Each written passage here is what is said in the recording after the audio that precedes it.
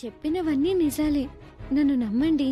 కానీ సంవత్సరం వరకు నా బిడ్డని చూడకుండా నేను ఉండలేనమ్మా. మా అక్షయ తన విషయాలన్నీ నీ దగ్గర చెప్పుకోవడం చాలా విచిత్రంగా ఉంది. నిన్ను చూస్తుంటే బాగా దగ్గర దానివిలా అనిపిస్తున్నావు. నీకెవరూ లేరని అంటున్నావు కదా, నాతో పాటు మా ఇంటికి వస్తావా? మా అక్షయ్ని చూసుకున్నట్టు చూసుకుంటాను.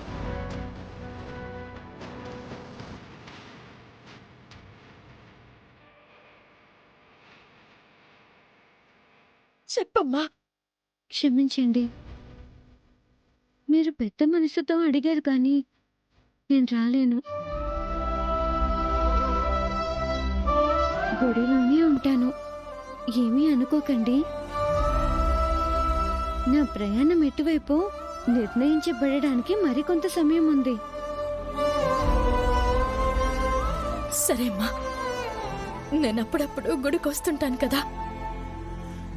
నా ఇంటికి రావాలని నీకెప్పుడైనా అనిపిస్తే నా దగ్గర అడగడానికి మొహమాట పడకు. ఓ అలాగేనండి, నాకేం మొహమాటం ఉండదండి. మనసులో ఏది ఉంటే అది బయటకు వచ్చేస్తుంది. నా కూతురు గురించి మరికొన్ని మాటలు చెప్పి నాలో కాస్త ధైర్యాన్ని నింపావు. థ్యాంక్స్ అమ్మా.